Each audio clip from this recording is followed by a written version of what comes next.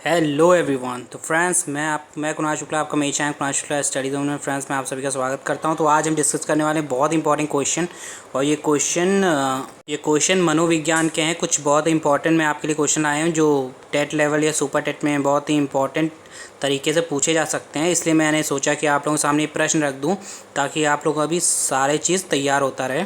तो हम sequence wise सारी चीज़ें डिस्कस करेंगे, ठीक है। लेकिन उससे पहले अगर आपने मेरी वीडियो लाइक नहीं की तो लाइक कर दीजिए, और अगर आपने चैनल सब्सक्राइब नहीं किया है तो सबसे पहले सब्सक्राइब कर दीजिए फ्रेंड्स।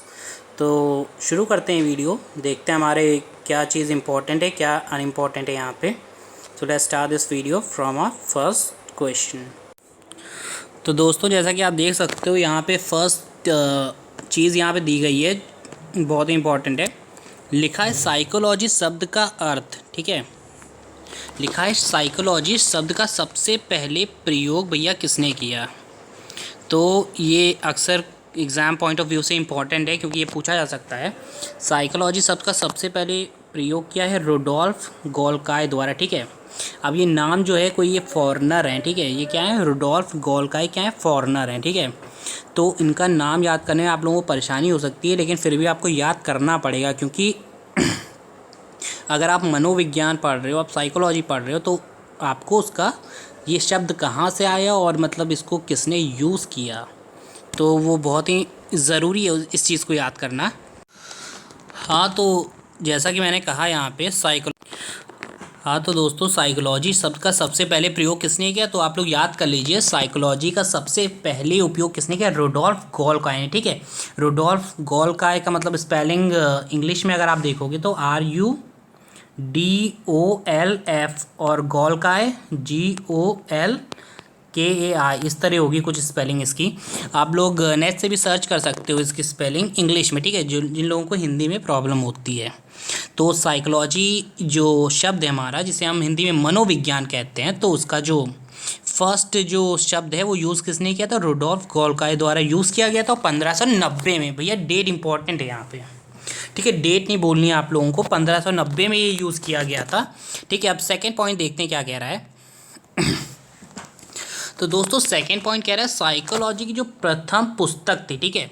यहाँ पे जितने भी ये नोट्स मैं आपको करवा रहा हूँ ये बहुत ही इंपॉर्टेंट नोट्स हैं, मतलब ये एक तरीके से एक कोचिंग के ही नोट्स से मैं आपको करवा रहा हूँ।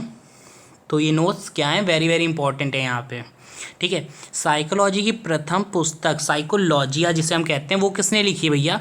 तो ये चीज़ बहुत ही आसान है, क्योंकि इसको याद करना क्यों आसान है, क्योंकि देखो जिस शख्स ने साइकोलॉजी मतलब शब्द दिया 1950 में, रुडोल्फ गोल्काय ने, उसी ने एक किताब पुस्तक लिखी थी जिसका नाम था साइकोलॉजिया, ठीक है। तो उसी का नाम, मतलब दोनों का नाम सेम है। यहाँ पे ये चीज़ आपको फ़ायदा करेगी क्योंकि यहाँ पे डबल डबल चीज़ें नहीं याद करनी। साइकोलॉजिया पुस्तक किसने लिखी है, रुडोल्फ गोल्काय ने, और साइकोलॉजी शब्द का यूज़ किसने किया, वो भी रुडोल्फ गोल्काय ने ही यूज़ किया है फ्रेंड्स। तो बहुत ही आसान चीज़ थी ये। थर्ड पॉइंट देखते हैं हमारा क्या कह रहा है।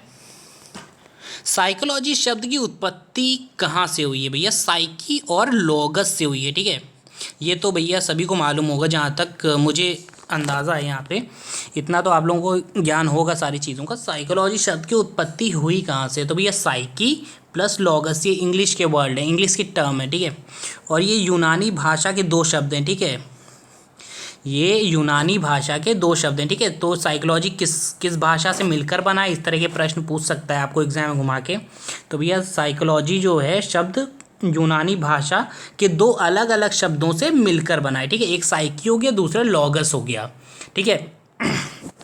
तो ये भी हमारा क्लियर हो गया, ठीक है। और फोर्थ पॉइंट कह रहा है हमारा विश्व की प्रथम लैब। भैया साइकोलॉजी लैब, अगर हम साइकोलॉजी की बात कर रहे हैं, मनोविज्ञान की बात कर रहे हैं, तो उससे रिलेटेड जितनी भी घटनाएं घटी हैं, चाहे वो इंडिया में हो या फिर फॉरेन में हो, ठीक है। फॉरेन में भी मतलब पूरे वर्ल्ड में देखा जाए तो साइकोलॉजी की बहुत सारी घटनाएं घटी हैं। जैसे ये विश्व की प्रथम जो साइकोलॉजी लैब है, कहाँ है, इंडिया में नहीं है, ये है 1879 में विलियम वुंड द्वारा जर्मनी में स्थापित की गई, ठीक है। तो यहाँ पे विश्व की प्रथम साइकोलॉजी लैब मतलब कब, ये पूछ सकता है क्वेश्चन में कि भैया कब स्थापित की गई पहली साइकोलॉजी लैब। तो आपका आंसर क्या होगा, 1879 में, ठीक है। तो ये तो आपने पढ़ लिया, लेकिन किसने स्थापित की है, तो भैया विलियम वुंड ने एक मनोवैज्ञानिक थे, उन्होंने स्थापित की थी। और कहाँ पे स्थापित की थी? तो भैया वो जो शहर होगा वो जर्मनी होगा। तो ये भी हो गया हमारा। नेक्स्ट हम देखते हैं हमारा इम्पोर्टेंट पॉइंट नंबर 5। तो नेक्स्ट इंपॉर्टेंट पॉइंट क्या है आपका? विश्व का प्रथम बुद्धि परीक्षण किसने किया? ठीक है, बुद्धि परीक्षण मतलब पूरे विश्व में सबसे पहले किसने किया था? एल्फ्रेड और बिने ने किया था। ठीक है, बिने व साइमन द्वारा किया गया था बुद्धि परीक्षण। ठीक है, जो ब्रेन का टेस्ट होता है या बुद्धि परीक्षण, आप लोग हिंदी में समझते हो इसे, बीटीसी वाले इसको अच्छी तरीके से समझते होंगे। विश्व का प्रथम बुद्धि परीक्षण कब किया गया था? बिने व साइमन द्वारा किया गया था। और किस ईयर में किया गया था? तो 1905 यानी कि 1905 में किया गया था। ये इंपॉर्टेंट क्वेश्चन है, ये सब जनरल क्वेश्चन है, आप लोगों को पता होने चाहिए अगर आप मनोविज्ञान पढ़ रहे हो तो। नेक्स्ट है भारत का प्रथम बुद्धि परीक्षण। भैया तो ठीक है, विश्व का तो हम लोगों ने पढ़ लिया, अब लेकिन भारत में रहते हैं तो भारत का भी आपको पता होना चाहिए। भारत का जो प्रथम बुद्धि परीक्षण था वो 1922 में किया गया था। ठीक है, और वो कब किया था? 1905 यानी कि काफ़ी साल बाद भारत में बुद्धि परीक्षण किया गया 1922 में। और किसने किया? ये CH राइस के द्वारा ये किया गया। ठीक है, ये मनोवैज्ञानिक यहाँ पे इंपॉर्टेंट हो जाता है CH राइस, क्योंकि इसने भारत में रहकर भारत में 1922 में आपका बुद्धि परीक्षण किया था, प्रथम बुद्धि परीक्षण किया था। ठीक है, तो ये सब डेट वगैरह इंपॉर्टेंट होती हैं, तो आप लोग अपने माइंड में कहीं नोट कर लीजिए, या इसको वीडियो को आप स्क्रीनशॉट भी ले सकते हो, आपको जिस हिसाब से समझ में आप वो कर सकते हो। ठीक है, नेक्स्ट है आपका पॉइंट नंबर 6। तो दोस्तों पॉइंट नंबर 6 कह रहा है कि आधुनिक मनोविज्ञान का जनक, ठीक है, जो मॉडर्न मनोविज्ञान है, मॉडर्न साइकोलॉजी के जनक किसको कहा जाता है? विलियम जेम्स को कहा जाता है। ठीक है, ये नाम बहुत ही इंपॉर्टेंट है।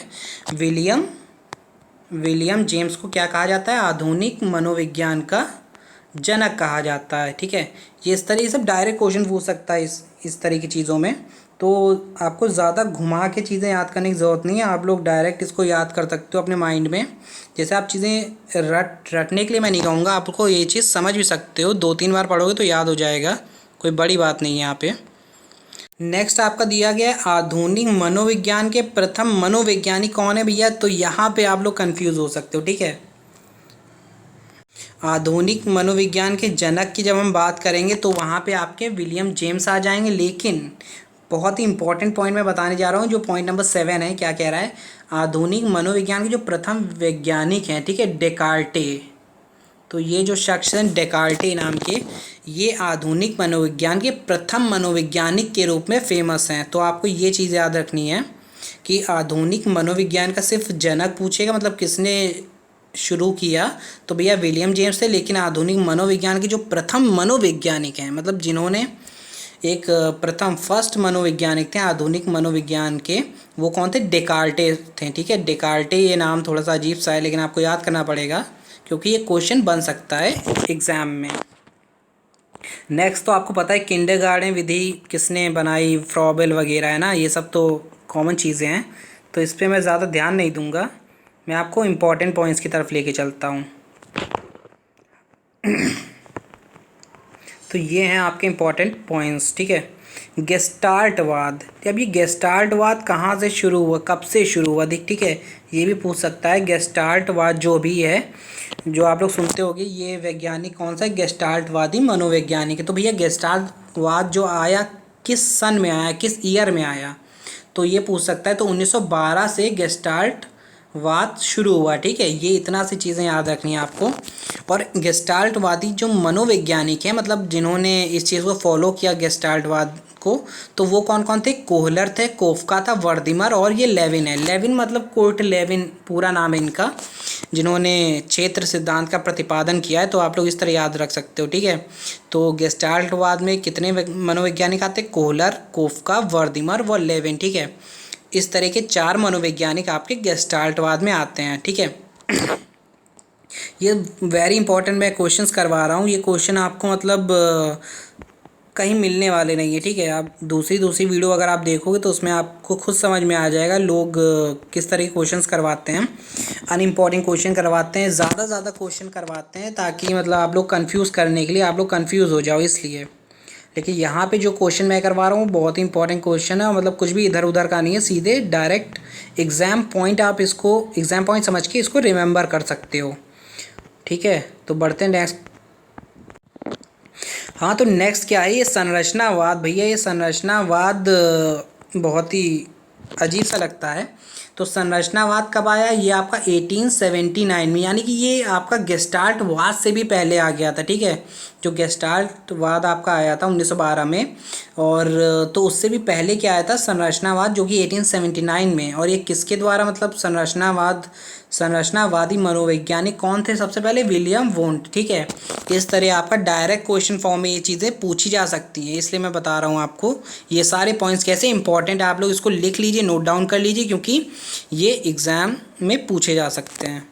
तो नेक्स्ट क्या है, व्यवहारवाद। तो भैया व्यवहारवाद के सभी जानते होंगे, जेबी वॉटसन है। ठीक है, सबसे बड़े व्यवहारवादी मनोवैज्ञानिक किसको कहा जाता है, जेबी वॉटसन भाई साहब को कहा जाता है। अब ये व्यवहारवाद शुरू कब हुआ, तो भैया ये सब जितने भी वाद थे, व्यवहारवाद हो, गेस्टाल्टवाद हो, ठीक है, तो ये सब कब शुरू हुए, 1912 से ही ये भी शुरू हुआ था व्यवहारवाद। ठीक है, जिसके प्रथम मनोवैज्ञानिक कहे जा सकते हैं आपके जेबी वॉटसन कहे जा सकते हैं। लेकिन उससे भी पहले एक और आया था। इतने सारे वाद आप लोग पढ़ लोगे तो आप लोग पागल हो जाओगे। लेकिन उससे भी पहले क्या आया था, मनोविश्लेषणवाद आया था। ठीक है, ये कब आया था, 1900 में आया था। तो ये चीज़ इंपॉर्टेंट है, डेट्स आर वेरी इंपॉर्टेंट है। यहाँ पे डेट आपको दिमाग में रखनी है, बाकी आप कुछ रखो ना रखो उससे फ़र्क नहीं पड़ता। ठीक है, डेट जब पेपर टफ बनाना होता है तो क्या होता है, डेट वो टफ डाल देता है, ताकि आप लोग कंफ्यूज हो जाओ। भैया देखो, ये सारी चीज़ें नॉर्मल चीज़ सबको पता होती हैं, लेकिन जो टफ चीज़ें होती हैं, मतलब वो ज़्यादातर डेट में ही पूछ लेता है। तो डेट आपको याद रखनी है। मनोविश्लेषणवाद कब आया, 1900 में आया। और इसके जो मनोविश्लेषणवाद के जो प्रथम मनोवैज्ञानिक कहे जा सकते हैं, वो हम सिगमंड फ्राइड को कहते हैं। किसे कहते हैं, सिगमंड फ्राइड को। ठीक है, इन्होंने काफ़ी सारे मनोविश्लेषण के सिद्धांत भी दिए हुए हैं। ठीक है, उसकी भी चर्चा करेंगे हम लोग, आगे करेंगे, नेक्स्ट वीडियो में करेंगे। ठीक है, और विकासात्मक संज्ञानात्मक, ये तो भैया जीन पियाजे हैं, आप लोगों को पता होगा। जीन पियाजे के बारे में आप लोगों ने बहुत कुछ पढ़ा होगा, तो इसके बारे में ज़्यादा डीप बताने की ज़रूरत नहीं है आप लोगों को, क्योंकि आप लोगों को सब पता है ये सारी चीज़ें। ठीक है, संरचनात्मक अधिगम की अवधारणा। अब बात करते हैं संरचनात्मक अधिगम की अवधारणा किसने दी थी, तो भैया सबसे पहले जेरोम ब्रूनर ने दी थी। ठीक है, संरचनात्मक अधिगम की अवधारणा किसने दी थी, आपके जेरोम ब्रूनर भाई साहब ने दी थी। तो इस चीज़ को याद कर लीजिए। बाकी नेक्स्ट जो आपका है सामाजिक अधिगम सिद्धांत, ये बहुत इंपॉर्टेंट है।